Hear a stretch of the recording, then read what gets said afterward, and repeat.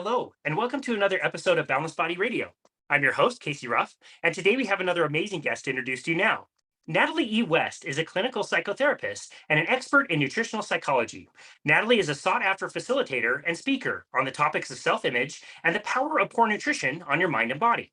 Natalie's work has taken her to stages in the United States, the United Kingdom, Canada, New Zealand, and down in her home of Australia. Natalie is passionate about the health of our relationships, especially the one we have with ourselves. Natalie facilitates authentic and connected relationships with both individuals and with groups in workplaces. With qualifications in clinical behavioral science and applied clinical hypnotherapy, Natalie is also qualified in the areas of neurohypnosis, clinical hypnosis, public speaking, group meditation facilitation, physical and psychological conditioning, and performance coaching. She is also experienced in the field of nutritional psychology and currently completing a qualification in nutritional psychiatry. Natalie's passion is helping people and to empower her clients' mental well-being and lives so they can get back to doing what they love and be more present and calmer in life. Natalie E. West, what an absolute honor it is to welcome you to Boundless Body Radio. Amazing. Thank you, Casey. So excited to chat today. See, I am too. I'm surprised I got through that introduction with a lot of big words without stumbling more than I did. You do a lot of stuff. You did amazing. Really amazing. Well, thank you. Thank you. Well, 16 years in now, so it's been a journey. So yeah. I'm sure you've seen a ton of changes in those 16 years, and I really want to cover that. My first question actually is something I probably should know, but what's the difference between psychology and I'm sorry, psychology and psychiatry? Yeah. Okay. So around 16 years ago, so just to kind of take you back and, looking at psychology in, I guess, the standard psych world of, we look at our brain, right? We look at our head and we talk to the brain and we talk to, the parts of ourselves that we want to kind of get, more intimate with. But in relation to nutritional psychiatry and nutritional psychology, it's about actually looking at the body as a whole being, and not just talking to for example, what I would call a starving brain. So nutritional psychology has developed in relation to our patterning and programming and where we learn our food behaviors from in relation to how we see food, use food, and generally it's via our emotions. So I work in that space to actually help people understand, one, how their mind works, two, in relation to their first brain, which is our gut, which is so important, because you really can't talk to a starving brain and a gut that's not working properly long term and actually really get a long-term solution for a person. Nutritional psychiatry, 16 years ago when I started in this, it was actually called psychonutrition. So if anyone actually understands who Linus Pauling is or Abram Hoffer, they've been talking about the connection between the gut-brain axis and, depression, anxiety, and mental health for many years. But, unfortunately, we look at psychiatry and psychology and medical in all separate buckets, right? So we're really not putting the full piece of the puzzle together. So I look at the body as a whole, not just talking to a starving brain. Yeah. Wow. Why is that so unique? Why do you have that perspective with nutrition when you're right? Like they're so siloed off and we think of this one thing as this one thing and we need to medicate and this is the other thing and you do therapy. They're not related to nutrition. Nobody is talking about nutrition being related to any of that. And has that been part of your career from the very beginning? Pretty much, yeah. So what had happened doing psychology, and then I ended up going to a seminar where I was watching a psychotherapist who was talking about orthomolecular nutrition and psychonutrition. And I was like, wow, never heard of that before. And then obviously did my own research, and I had a chat with him after. And he had said to me, Natalie, if you really want to do this long term and really, really help people and put all of the pieces of the puzzles together, you just can't separate the psychology of the mind and talk to that for the next 10 to 15 years, because what happens is your gut is being fueled most of the time by really high inflammatory, really bad foods. And guess where our serotonin is made? It is made in our gut. So again, he said to me, you must connect the two. The gut-brain axis is such an innate, intimate connection with our psychological health and our physical health. And I just sat there and was like, makes sense. And then I went back and researched Abram Hoffer and Linus Pauling. And, I'm talking, Casey, back as far as the 1900s. There were so many people talking in hospitals back then, around the fact that you must feed a patient correctly for the brain to work properly. Wow. I'm assuming that it was like many other things in medical. It was basically the kind of uprising of pharma that probably distanced us from talking about nutrition, just like epilepsy or, again, many other different things in the medical field. Absolutely. And, epilepsy is a really good point because, if we talk about epilepsy and, the power of ketosis on the brain for an epileptic, that literally reverses,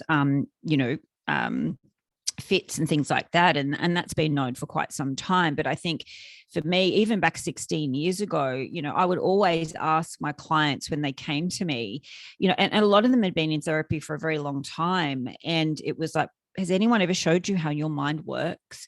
And please tell me what you eat. And back then that was kind of being looked at like I was an alien with two heads because it's like, hold on, I've never been asked that before. Why are you asking me that?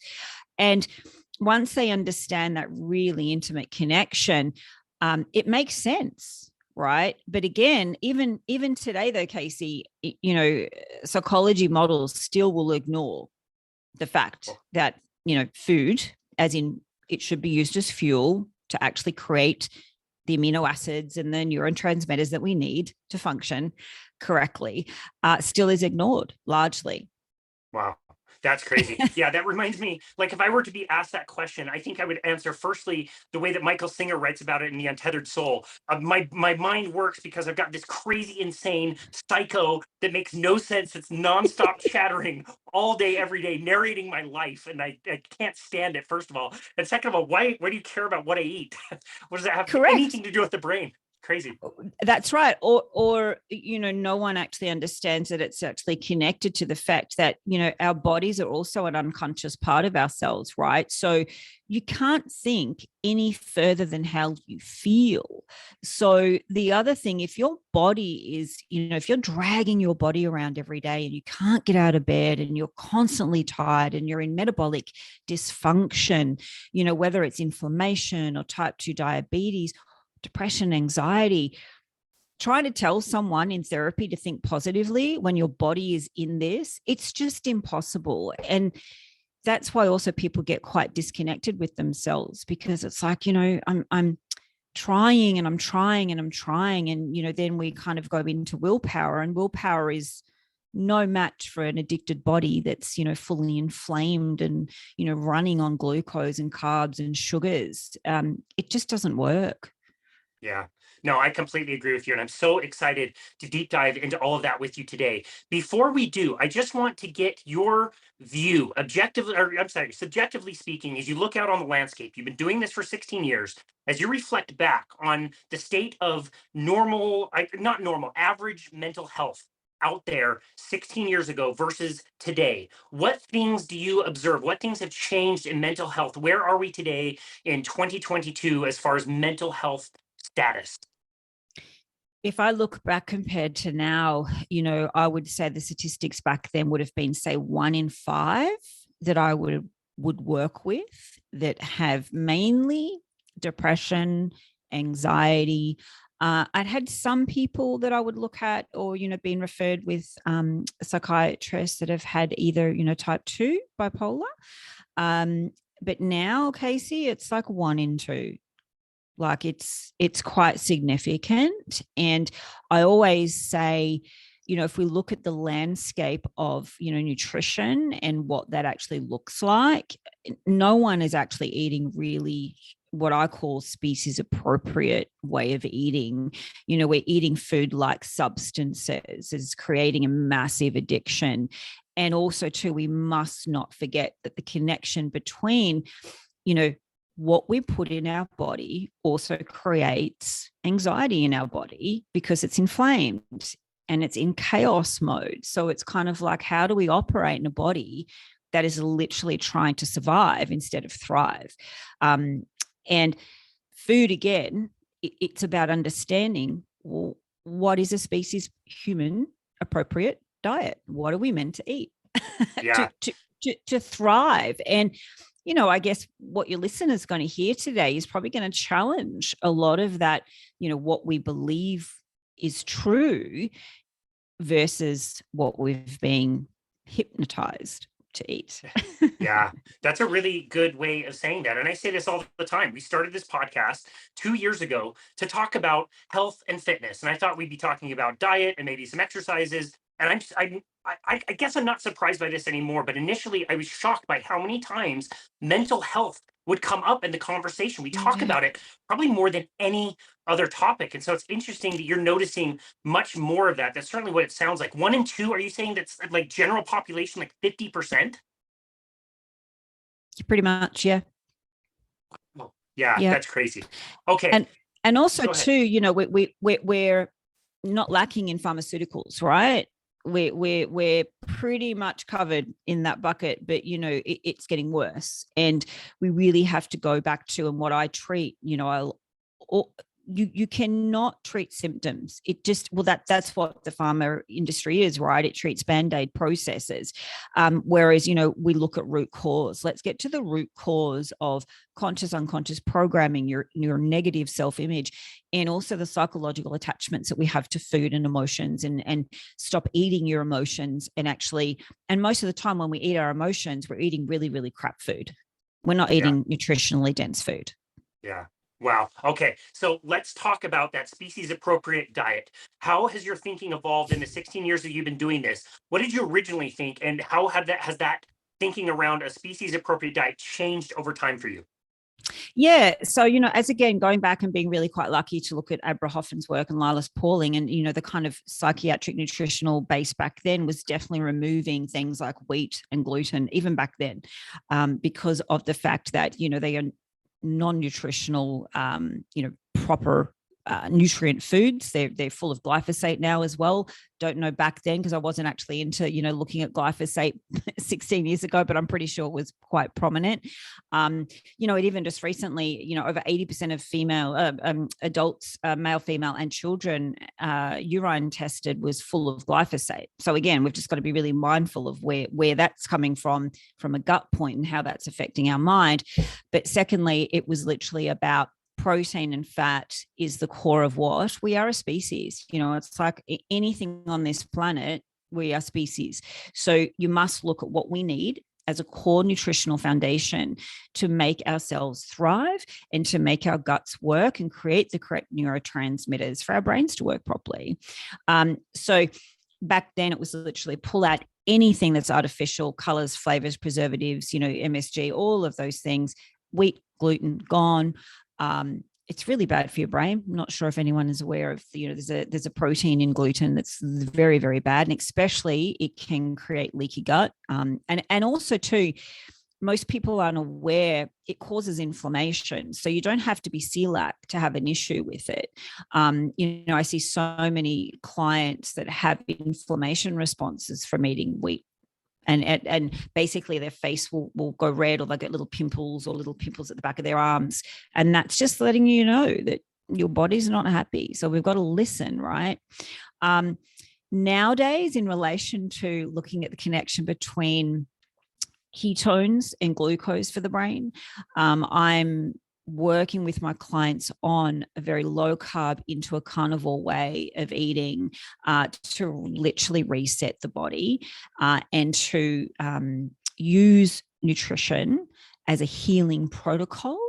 And the amount of results, you know, that I see both mentally and physically, because we're using food as medicine and healing process, right? We're not using food to get into a size 8 jeans. Yeah, no, you're right. Absolutely. And so when I hear you say back then you were eliminating a bunch of stuff, that's starting to sound like that by nature of it is going to turn into a low carbohydrate or a near carnivore type diet.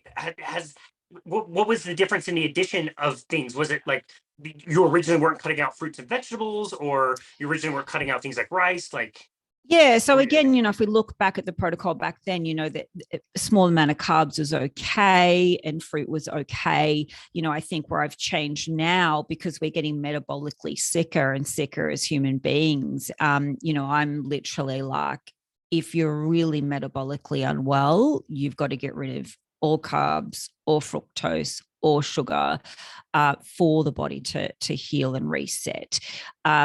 So yeah, things have changed in relation to how I look at it. But again, that was also my own learning process around going, well, hold on, if you've got someone with really bad gut issues and they've got depression, plants need to go. And that might be quite shocking to people, but plants cause problems for a lot of people because of their anti-nutrient qualities. But the fact they're all covered in glyphosate. So it's kind of like, no, we don't need plants as humans to thrive. You can have them, but again, I always treat people very uniquely. Everyone needs to be treated within their own space of what's going on for them mentally and physically. And some clients are on low carb and reversing amazing inflammation in their body and mental health issues, whereas other people need to go zero carb, no plants, and it's a full high fat, high protein diet. Sure. Well, it sounds like whatever you were doing before was giving people really great results. If you cut out gluten, if you cut out sugar, that's going Yes. you're definitely going to experience benefit from that for sure. Were you surprised by the difference in benefits when you started getting people on the carnivore diet? Were you surprised at the difference between the two? Huge, massive, and just myself too, right? So I've been now zero carb, zero plant for over 3 years, and it was just my own journey of, being insulin resistant, which is quite interesting, coming from a bodybuilding background, and I hadn't eaten gluten or wheat for over 10 years, so I knew that wasn't an issue. But it was more about the fact that I was like, hold on, how am I insulin resistant? And I just went full carnivore and reversed it, because I just knew that, hold on, I've got an insulin issue here with carbohydrates. And my carbohydrates are things like sweet potato or pumpkin and things like that. So it was still very, very like what you would deem species appropriate. But for my body, it wasn't working. So for me, I have seen the most amazing transformations, both mentally and physically, when people adopt really the proper carnivore way of eating. Yeah, that's amazing. That's interesting on your story. I actually didn't know that. Do you suppose it was like frequent meals that you were eating Yeah, that was jacking up your insulin too much? pretty much. So, bodybuilding language was, you eat every 3 hours to keep your metabolism up, all of those things, calories in, calories out. And, not really, the protein was kind of lower than the carbs, right? Because of the building muscle philosophy, and doing that for, over 10 years, that's where it got me into trouble. But also too, I thought, you know what, I'll do the carnivore thing for 30 days and I'll just see how I go. And because, I understand my body and I know what I kind of feel.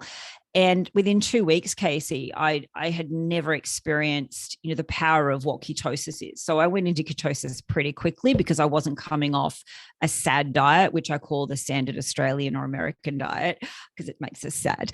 And for me, it was just, 1,000 light bulbs going off in my brain and the amount of energy. And I thought I'll give it a go for a month. And then, that's three years ago. Yeah, that's very similar to my story. I did it about 3.5 years ago. I wanted to see if I was going to, never poop again if I decided to try carnivore. And I was stunned. I was already low carb. I'm sure I was in ketosis most of the time anyway. But the thing that really surprised me was my brain was totally different. And I would say it was about that same amount of time. It took about a week or two, but in a week or two, everything was better. The colors were brighter. I was more grateful. I was more present in my life. I Yes. could deal with stress better. I can't explain it unless I'm talking to another carnivore and they know what I'm talking about.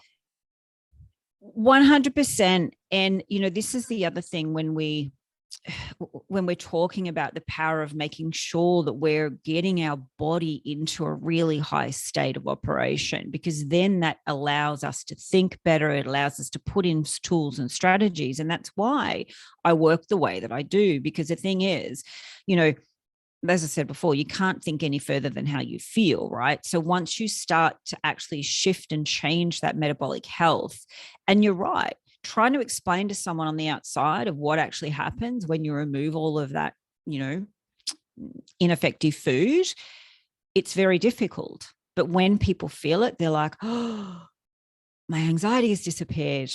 And this is the other thing, Casey, that, we're still battling against, the fact that, there's so much resistance around allowing people to be empowered by going, you know what, I can reverse my depression, and I can reverse my anxiety, and I can reverse my type 2 diabetes, and I can even reverse my type 2 bipolar and my schizophrenia by using a ketogenic based way of eating. And again, medical and psychology models are very resistant in that, right? Because they're like, nope, that doesn't happen. That's just an anomaly. No, actually, let's just allow the body to operate in its most natural state, get back to ancestral tribal functioning, and look and watch what happens. I mean, to have another human being sitting in front of you where they've never been told that they can reverse those things. They're completely hopeless. They're put on medications that are ineffective by the most part, from what I can tell. I think a lot of them were developed to be used short term. They weren't even developed to be used for very long. And to feel like, okay, I have to deal with feeling like this in my brain for this long. And now Natalie's telling me, like, I don't have to deal with this. I can get past this. The amount of hope that you provide to people must be just amazing and invigorating for everything you do. It is. And I think that's why, people, I get a lot of referrals, and obviously, people had reversed, like I've got a client right now, right? She was weighing herself up to 4 times a day, and very calorie restrictive and very ruminative in her nature, and very bad self-talk about her body and her own self-image. And, she's been carnivore now for 5 weeks. Like this is, she's been doing this for 10 years prior to seeing me. 5 weeks into a full carnivore way of eating, all of that is gone. She's not weighing herself. She doesn't care. She's not thinking about food. And she said to me, I never thought I would get into food freedom and never be attached to food. She said, I just cannot believe how amazing I feel. And it just all dropped away. And there's also obviously the other part of the work that I do, Casey, in relation to teaching people how their minds work consciously and unconsciously, and where our self-image from a very early age is developed. And I provide the tools and the strategies and the exercises for them to start understanding themselves at a very, very deep level. And, working with me, they have exercises, they have homework. I write modules for them every week, specifically based on what's going on in the session. And it allows them the intimate connection with their mind, so they don't feel like their mind's trying to get at them, but it's about understanding, well, where does my mind travel to when I think about a certain thing? Where does my thoughts come from? Am I unconscious or am I conscious right now? So it's really getting people into the state of consciousness, both mentally and physically, but understanding that they're the ones that are doing it. Like I'm just providing the door, and I'm providing the tools and the strategies. And when people come to me, their threshold is pretty high. They're just like, I'm done. I can't keep going in this circle. But what you were saying before is really, really important. A lot of people have been told, that yes, you can't reverse your depression or your anxiety, or it's in the family loop or whatever it may be. And a lot of people get very feared by that because they actually don't understand who they are on the other side of it without it. Wow. Yeah, so it's an identity process. That's so powerful. Yeah, I love that. I do want to make sure that we talk about how the mind works and some of that self-image belief stuff, for sure. With the diet and our species appropriate diet leaning towards carnivore, I want to know, what are the things in a carnivore diet? What is it about animal products that are actively very good for the brain? Yeah, amazing. So, well, one, they're not inflammation. So, for example, like with sugars and hyperprocessed foods and herbicides and pesticides, cows are amazing. They have 4 stomachs, right? So their ability to actually make grass into a very high, powerful amino acid-based product is exactly what we need as humans. So, for example, red meat has 9 amino acids in it. And, it's really good for people to research and understand what they're actually eating. Amino acids are literally the precursors for our neurotransmitters. Okay. So, for example, tryptophan is the precursor to make serotonin. So where do you find tryptophan? You find it in animal-based products. Where do you find most of the amino acids that we need as a human to function? You find it in animal-based products, and it's not by accident. As a species, if we go back, 2 million years ago, we are apex carnivore predators. And you don't see a cave painting someone using a spear to chase down a lettuce. It literally is is a human species survival that we need meat and organs. Now, being carnivore, you don't have to eat liver if you don't like it. It's not a big deal. But if you look at an animal in the wild, Casey, that kills, say a lion that kills a wildebeest, what is the first thing that they generally go to eat? They normally eat the organs, because they know intuitively that is the most, powerful superfood that they need to survive. Humans have moved so far away from what we actually need to survive, because we're now addicted based on marketing and big pharma and big food companies. So it's literally about getting back to basics of, right, what amino acids do I need in my body? Because that's how your body works. Like I always say to people, do you actually think about what your body needs as in a source of nutrition to actually function? No one knows that, because we've just been so blinded by moderation and balance, which is also bullshit. Thank you. Putting Thank it you, bluntly, thank you. it's Thank bullshit. you. Thank you. Yeah. So we need high, powerful nutrients. So that's why if we look at the amino acid conversion into, say, neurotransmitters, as in dopamine, serotonin, and GABA, glycine is another really important one, which is a serotonin production as well. 97% of our serotonin is made in our gut. So we must have that as our core first brain. Wow. I love that. And animal fat. Yeah. Fat doesn't make you fat, people. Thank you. On that note, what do you put a higher priority on? Do you prioritize more of the protein, more of the fat, or do you just allow people to eat whatever animal products sound good? Depends on them, right? And this is the empowering part. Like, I think as human beings, we're the only species that have ever been told that we need a meal plan. Like, we don't need a meal plan. We need to actually understand what our signals are and what our hunger is. And again, we just need to eat to be fueled. So eat until you're satiated. So some people, they'll go, look, I need more fat. I might just eat it. Listen to the signals, because once we get all the inflammation out and you start to understand what your signals are, people just become so unattached. They're like, wow, I just need to eat that and stop. Yeah. So once again, for me, I'm kind of go between 1-on-1 ratio, but other times, my body will send signals that I need far more fat. Like last night, like I literally, nearly ate so I got a 250 gram of butter, and I literally pretty much most half of that last night. That's my favorite thing to do, is eat cold butter. I love it. It's so good. No one understands. It's like, just slice it like cheese and eat it. Yep. Perfect. You fit right in around here. That's great. I love that. I have to say too, earlier, I always joke about the cave paintings, how I never saw like a Blend-Tec or Vitamix with all the like spinach and kale and all the toxic crap in there. And I also never seen the spear with the cabbage. So that visual is going to go on there as well. Oh, I love that. Okay. So we've talked about the things that meat can benefit. When we add animal products, that can benefit. Let's go to the other side now, and let's go to the most obvious things that don't help. Let's go processed foods. Tell us again why processed foods are so bad and so toxic for our brains and our bodies. So let's look at like most middle aisles of the supermarket. So I'll always say to people, if you're shopping in the middle aisles of the supermarket, you're actually malnourished, because there is nothing in there apart from possibly sardines in spring water or really good quality of olive oil that you may find in the middle aisles. Don't shop there. You need to shop on the outside.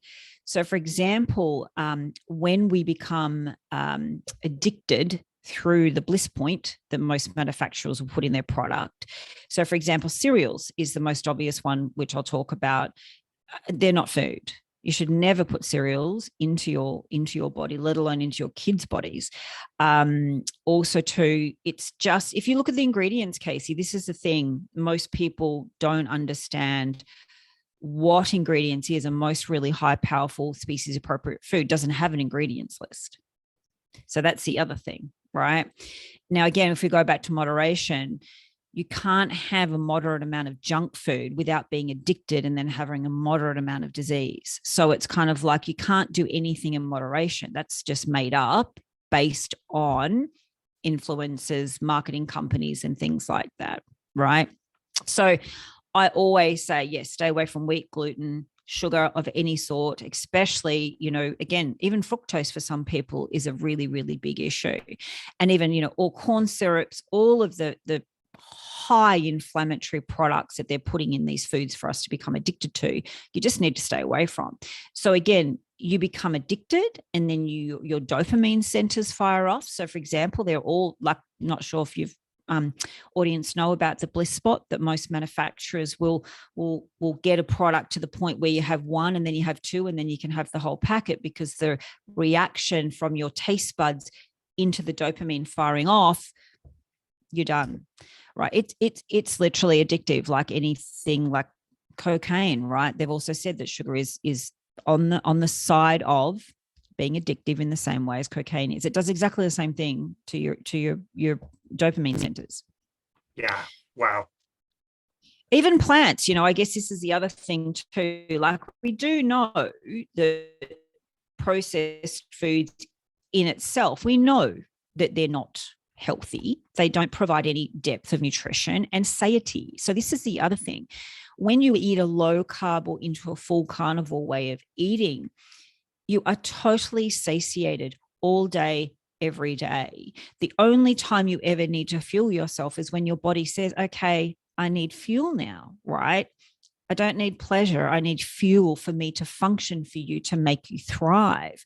Whereas when you eat hyper-processed foods, sugars, and even fructose, too much of it, is you are on an insulin roller coaster all day. You're thinking about food, you're hungry every couple of hours, or you're going for coffee with sugar and, God forbid, almond milks or oat milks and things like Gross. that. There again, they're disgusting.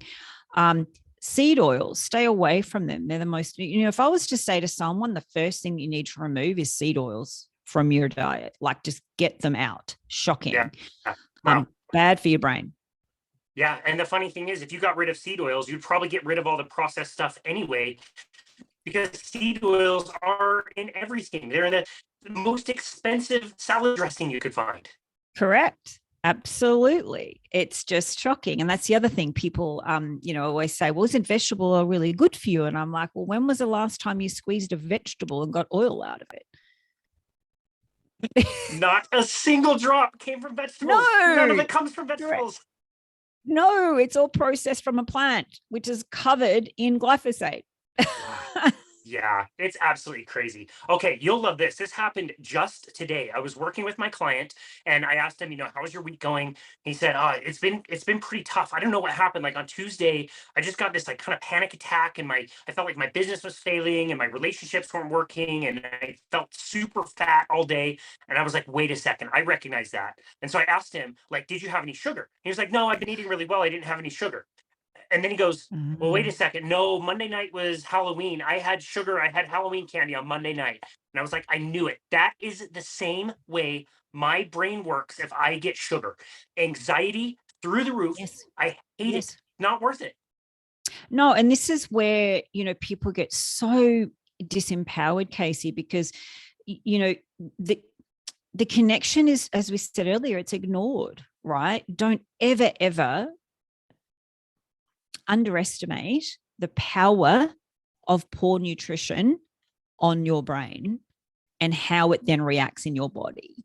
It's very, very powerful, but powerful in the wrong way versus, say, for example, what we were talking about before, being in ketosis state and your brain running on ketones. That's a whole different power, right? So again, the empowerment of that is for him to understand, whoa, what happened for me when I chose to do that. So again, I always make sure people understand this is not about a cheat day. And again, moderation, balance, and cheat days are all BS.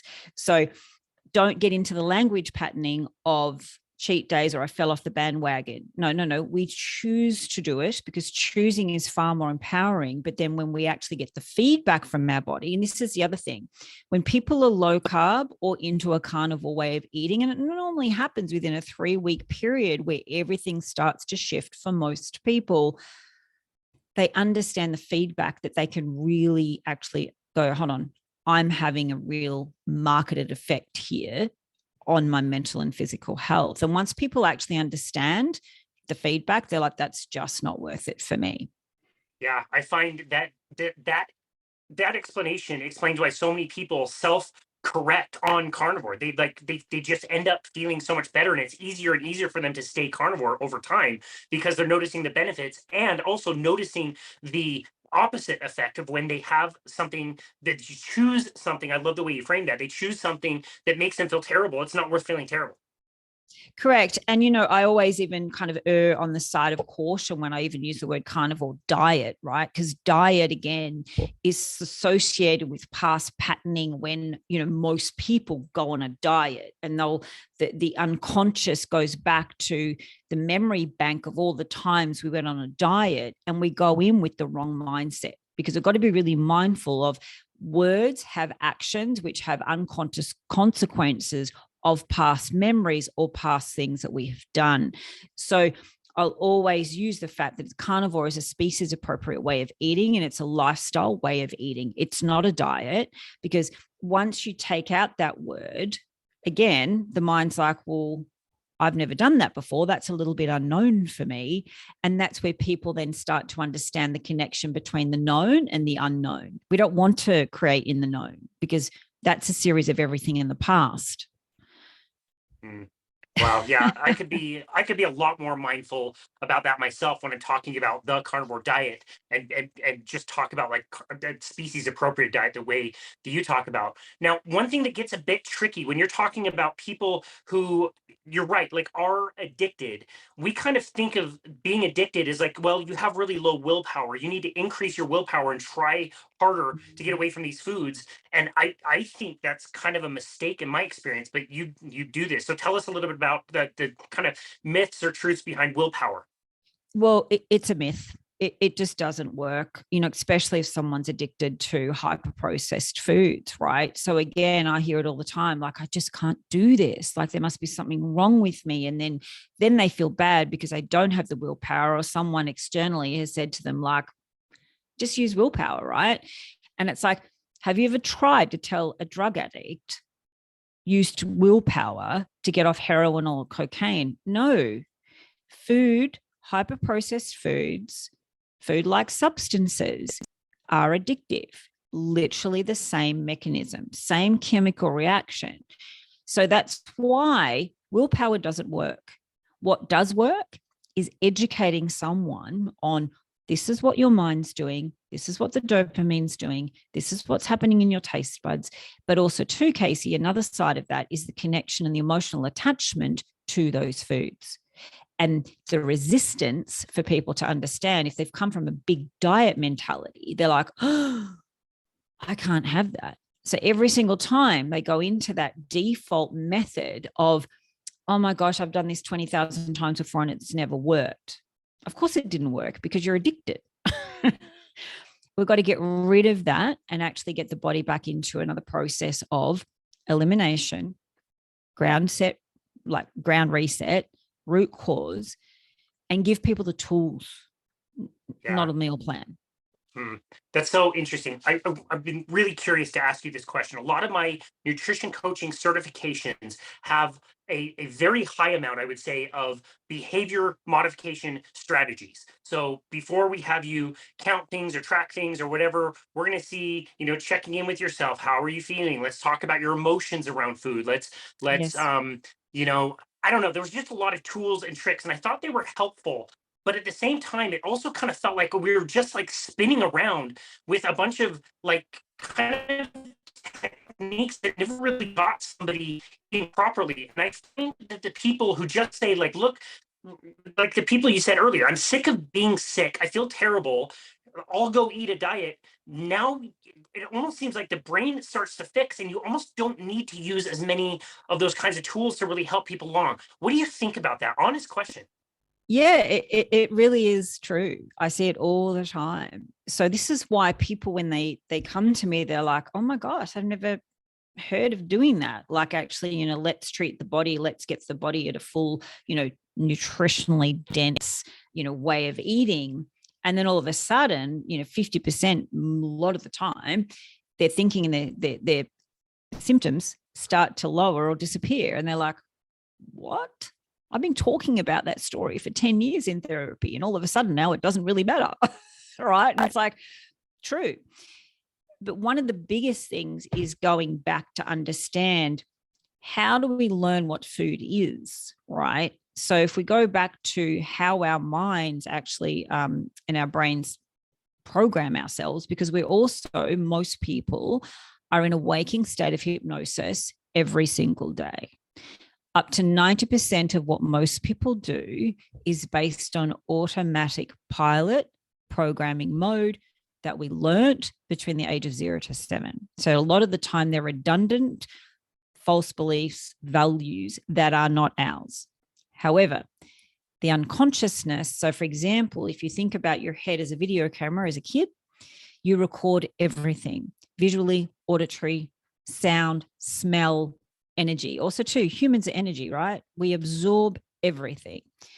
Now, as a child, you don't have the analytical ability until the age of 12 to 13 to start to question, which is what I call the analytical questioning part of our mind. Prior to that, we are in what I call a pre-cognitive phase between 0 to 7. Anyone in authority to you is basically where you learn from. So they're your source of, for example, most mums have probably been on a diet all of their lives, right? So as a kid, you see that patterning behavior, and that's where your visualization of food comes from. Secondly, when you sit down at the table and you're told you got to eat all of that because you don't get your dessert or you don't get your treat until you eat that, right? Now, trying to shove a bit of broccoli into a kid, if you watch a kid eat a bit of broccoli, they don't want to eat it. But, you know, as humans, we've been programmed to shove that vegetable into that kid. But if you give them a piece of meat, I'll guarantee you they'll down that without an issue. Why is that? It's an innate ability of instinct. So we move people away from instincts quite quickly as kids, right? But again, if you fall over and you cry, oh, here's a lollipop, stop crying. Food has always been used as treats generally or as a punishment. So the connection between what food is a very, very slippery slope. But again, we also develop a very poor and conflicted self-image because most people in authority to us pretty much have the same thing. Wow. How challenging is that to unwind with people? And again, how do you balance, eating properly and eating animal based with all the techniques that you practice and teaching people how the mind works? How do you balance all of that? Yeah, so it's a very clear structure, but again, it depends, when I'm talking to people have their own unique way of processing. So for example, it's about allowing people to understand that your mind will always stay in the known, right? Because it loves familiarity and it's kind of trying to protect you, right? So again, it's like a little vortex around you of all the patterning and programming that you've learned as a kid, which isn't yours. So again, as an adult, we grow up and we're like, hold on, something seems in conflict here. And we get into this thing, what I call self-image conflict, because we've got this patterning of everything outside of us, which is externalized, right? So most human beings, Casey, are also conditioned and programmed to validate themselves externally through other people's thoughts, feelings, and reactions. We're never taught how to actually validate our own thoughts, feelings, and reactions within ourselves. We don't have 99% of people don't have a relationship with themselves mentally and physically. Wow. Until we disrupt the pattern and I allow people to understand what things look like, sound like, feel like, and get them out of unconscious past patterning into the gap and the space between conscious and unconscious. And that's where the changes happen. But it's unknown. And most people, when we talk about the unknown, it's very fearful because the body will automatically, and brain and mind will automatically try to jump back into the known. So most people look at their future, it will be a replication of their past. And a lot of the time that doesn't look too good for most people.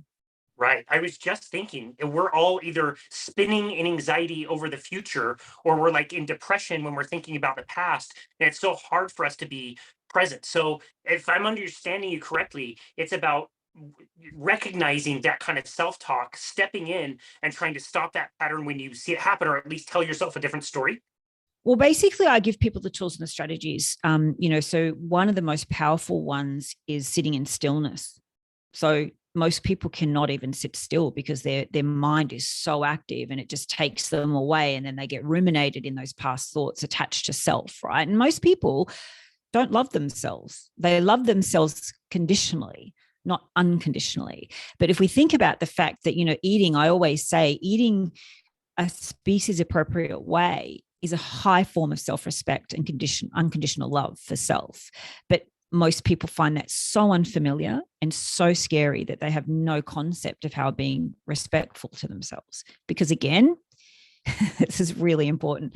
When people start to shift away from a sad diet and everyone else externally starts to see that generally what I call is ruffles feathers on the outside, because people will be like, you're going to die from a heart attack if you eat that way. But it's really empowering people to understand you're walking in your body, and your mental and physical health is not a community project unless the community is supportive of you. And you've got a very, very strong belief structure and value of self, of unconditional love for self. That's the key. And that's where sitting in stillness, it allows people to understand, hold on, I'm the director of my mind. But you can't do that, Casey, if you're operating in a vortex and a hurricane every day, both with what you're fueling yourself with. So again, I'll say to people, you're fueling your body with chaos. That's why you feel chaotic. That's why your mind is chaotic. Again, our brain is 60% fat. We're not eating fat. And animal fat is one of the most powerful things you can eat. Yeah. Wow. Okay. So one thing that keeps occurring to me also is when I think back, ironically, on all of the nutritional guidelines that we've been given, it was really only to treat one thing. We thought it was heart attacks. It was really only for men in the United States. It wasn't considered for women or children or anything else. And frankly, it failed. It didn't even work for that one thing. And now we have all these other problems. But you see that we tried this very specific thing for a very specific outcome that we were trying to fix. But when we eat a species appropriate diet, it's the opposite. You eat one way, and not only does it help you with your brain, but it helps you on so many other things. Can you talk about why we optimize it in any different way when we're eating a species appropriate diet? Well, the thing is, if we look at, I'll use a lion again as an example, right? A lion in the wild is a species, and even in a zoo, okay? They have one diet. Guess what? They don't end up with inflammation, type 2 diabetes, all of these metabolic dysfunctional things that we have now. Like, we have so many names for things that we never had, in the 70s, right? And Ansel Keys has a lot to answer for. Yes, he does. Don't know if you know. Yes, he does. Yes, he does. So again, we've got to actually really understand, right? Every single animal on the planet, including us, has a species appropriate way of eating. If you give a gorilla in a zoo junk food, what do you think is going to happen? They get sick. If you give a lion, even if you put a kale in front of a lion, they will smell it and they'll walk away. It's not a species appropriate way. And the thing is, it smells bitter. There is chemical structures in there that, they know, instinctively they know. Humans, we've been conditioned to move away from that. But again, metabolic health has been driven by, you go to the doctor, you've got something, here's a piece of paper, go get your medication. Type 2 diabetes is a perfect example of that. If you look at any species minus humans, we are the only species on the planet that have so many metabolic dysfunctions. And why is that? Because we don't eat an appropriate way. Now, if you are metabolically healthy, great, no problem. You can have some fruit, you can have, a little bit of whatever is, good for you. But if it changes your thinking or you get scattered or you can't sleep, then there's still a problem, right? it's about getting people empowered to understand, I actually don't want that. It's not that I can't have it, because again, if we say I can't, then that goes back to all our patterning and programming of like all the things that we're in restriction with.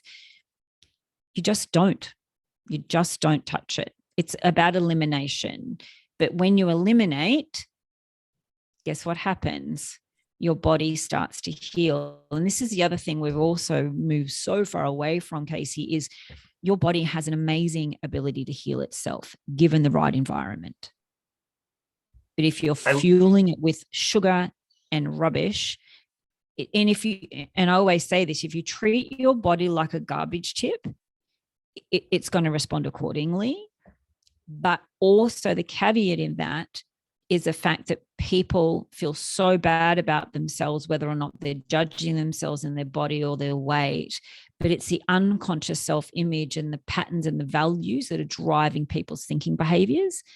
So it's about them reconnecting back with self. Yeah, that's so interesting. I'm so glad you mentioned healing. I see that in myself and my clients all the time. And I see it in the way that you mentioned the kale. When the lion walks up to the kale and smells it and moves on, if you cannot imagine a world without processed foods, try eating this way for a while, because that will flip faster than you think. You can walk through the middle of the store and it could be cans of paint for all you care, or books. It doesn't even register as food, and it loses its power and temptation. It really goes away. You are 100% spot on, and that's a very clear narrative that I get from my clients as well, that would shop in the middle aisles, right? And now it's just so repelling, because the thing is, even with alcohol, I've had clients that, when they first started working with me, they may have 1 or 2 a week of red wine or whatever, but now some of them 6 weeks in, they literally get the smell of it. And it's like, Natalie, it's just my body telling me, no, I don't want that. That is not the best fuel for me. So that in itself really starts to allow you to understand the human instinct that it comes back. It's telling you, even me looking at a piece of kale, that's just like, no, get it away. We were at a family party. I've talked about this before. This was recently. My wife felt really bad about this because it just kind of came out. But we were at a family party. People had cake, and the cake wasn't tempting at all, and that was fine. And we watched people eat cake. But we watched my wife's mom start taking spinach and putting it in her mouth. And Bethany, without like thinking about it, said, "Are you eating that raw?" She's totally disgusted. She said afterwards, like, I felt really bad. I didn't mean to like blurt that out or make her feel bad about it. But it's funny, like being away from certain kinds of vegetables, certainly, like, oh my goodness, they look harmful to me, honestly. Honestly, kale is the most bitterest, disgustingest thing. But again, this is the other thing too. We've got to understand that most of these vegetables, that we see these days, they're not naturally from what we were meant to eat, right? They're all kind of GM modified, and like a Brussels sprout is between a cabbage and something else. But again, bitterness, we get past the bitterness. Why are we forcing in things that taste bitter? We become acceptable. You're not meant to eat those things. But as I said, some of my clients do really well on low carb vegetables, or even, fruit, really, like, say, for example, cucumber is a fruit. They're really good on that, but it's focusing on the high protein and the high fat as the main source. But the disconnection that you create and operate, it's the power of ketosis. Like it's very difficult for people to kind of equate if you don't experience it. You just walk into the butcher's, you get your stuff. It literally, I think I shop for probably 10 minutes a week. I get to the butcher, I get my stuff, and I leave. And the other thing that I also hear from a lot of people is, I have so much more time to think about other things than food. And it's so easy. It's so easy. Food restrictions just disappear, because you know what? There is no restriction, right? You eat until you're satiated. And sometimes that's between, some people go 2 meals, some go 1, some go 3. It just depends. Yep. Yeah, no, I totally agree. I spend way less time shopping. I spend way less time cooking. I spend way less money on my food. And talk about restriction. Like if you look from the outside in, it may look like you're restricting because there's so few different foods in a diet. But I'm telling you, when I call them quali eggs. I make them before my Formula One races that I watch Yeah. every week on Sunday. I make 20 eggs cooked in a bunch of butter, and I Uh, scramble them up and I eat them while I'm watching the race. And like I can't even think about food for like a day. Like I yeah. you don't even think about it. It's amazing how much easier it makes things. Well, it goes back to satiation, right? So if we talk about, the insulin roller coaster issue, and this is the other thing. It's like, oh my gosh, people get hangry, right? I don't know if you know that statement over there in the US. So it's like, we get Absolutely. hungry and then we get hangry. And it's like, that's your body telling you you're not fueling it right. You're not creating the satiation that it actually needs.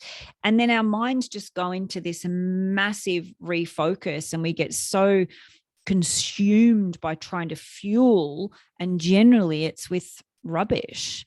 And if you eat crap, you're going to feel crap, both mentally and physically. And it's that simple. But again, when we talk about moving away from moderation and balance, once you start to eat a species appropriate way of eating, that all just disappears. It just Yeah. does. Yeah. It Talk it to any should. carnivore and ask them.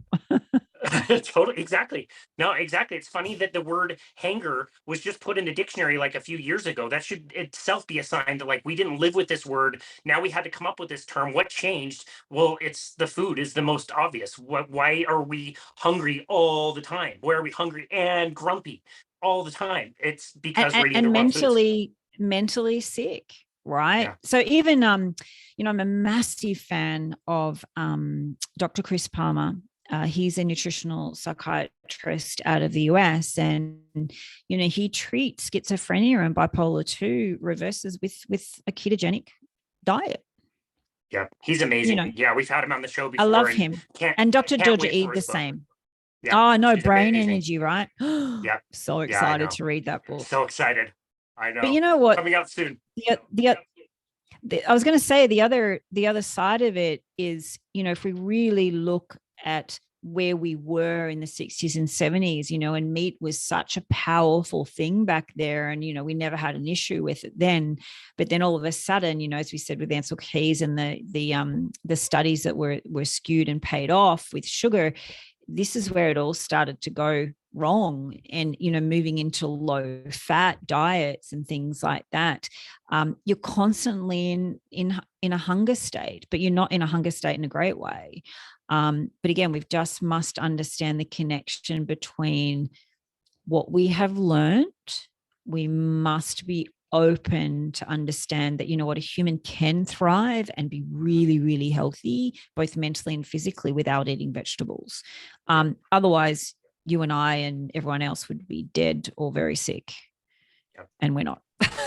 Yep, totally. I think with mental health, it's almost like now we've stacked a few generations on top of each other of people that were eating tons of sugar. Then they had babies, and those people all started eating a bunch of sugar, and now we're having babies. And I think that's Yeah. really exacerbating and speeding up the problem with mental health, where diabetes and obesity may have been more immediate, but the mental stuff kind of came later. And I do shudder and worry a little bit that.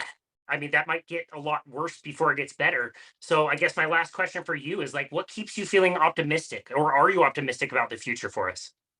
I really am. And I think it's just about, like people like yourselves and, all my other colleagues, we've got this massive collective energy of just talking about, what's happening out there. And, yes, it is, I guess, controversial if we talk about it that way, but is it really? Because if we look at the Inuits and the tribes that have been living forever, they've been doing this from day dot, right? So we are sick, and we must understand that the connection between mental and physical health comes firstly from our food and secondly from our programming. It's that simple. And I think the more that we talk about this and the more that we advocate for it, I think things will change. And people, like the Chris Palmers of the world and, a lot of my colleagues, we're pretty loud, and we're loud because we want people to actually find their thrive, right? That's just what it is. And if people are ready, they'll be ready. If they're not, they'll stay back a little bit, but that's okay. But just be mindful of the fact that humans are very, very, very powerful. And what you touch at the end of your fingertips has a lot of power. Yeah. So just be mindful of what the human body is capable of if you put it in the right state of being. That's amazing. Yeah, I absolutely love that. What a cool message to end on. When we interviewed Dr. Chris Palmer, we also brought on Brett Lloyd, who is one of his clients, pretty famous in the carnivore space, dealt with, terrible depression, suicidal thoughts, anxiety, switched to carnivore several years ago, improved his health. He worked with Dr. Palmer. And so it was cool to see the two of them. And I think it's very much related to what you were saying and why you're so optimistic. I think of it as like that starfish story where the little girl's walking along the beach and, all of these starfish have washed up after a storm, and millions of them. And she's just taking them one by one and throwing them in the ocean. And the old guy says, "What are you doing? Like, you're not going to save all the starfish. You're not going to make a difference." And she picks up a starfish, says, "What's made a difference to this one?" Throws it into the ocean. And I think, maybe not everybody is ready to hear this, but what about that one life? What about Brett Lloyd, who's been changed forever, and how meaningful it is to him to now live in a state of like perfect gratitude every day? Yes. He's so happy. And so Yes. I love the energy that you're bringing to this conversation, and I've had such a great time chatting with you today. I've loved following your work for so long. Natalie West, Thank where can you. people go to find you and connect with you and your work? So you can find me on, the socials. So Facebook, so it's Natalie E West. So same with Instagram, and website there as well. So it's nataliewest.com, and obviously through Casey, also to YouTube, you can, put in my name, and I've got a lot of the other videos that have come up there as well. But also too, for anyone that's listening, I do a 30-minute free introduction Zoom for anyone. So, if you want to kind of have a chat and you've learned something about what we've spoken about today and you want to dive deeper, just book in and we can jump on and have a chat. That's amazing. We also offer a free 30-minute consultation for anybody in the world if they want to come and chat with us about anything. And I get the feeling that you probably are a lot like us when we do this. That 30-minute call sometimes stretches to 40 and 50 minutes if we still need to Does. talk. And it usually results in us emailing you and texting you and following up with you and seeing how things are going. And like, we're giving a lot of our time away for free, but we're so happy and excited that people want to change that we just do it. Yeah, it is. And, I always want to congratulate people whoever's listening to this and goes, you know what, I want people to pay attention to the reaction in their bodies. So there will be some resistance, but there'll also be a knowing somewhere that this is your next step. So, be brave, reach out, have a chat, because it might just change your life. I love that. What a great message to end on. Natalie E. West, thank you again so very much for all of your work. And thank you for taking the time to be on our show today. We really appreciate you. Thank you. Loved it. So appreciate you. Thank you. Absolutely. So much fun. And this has been another episode of Boundless Body Radio.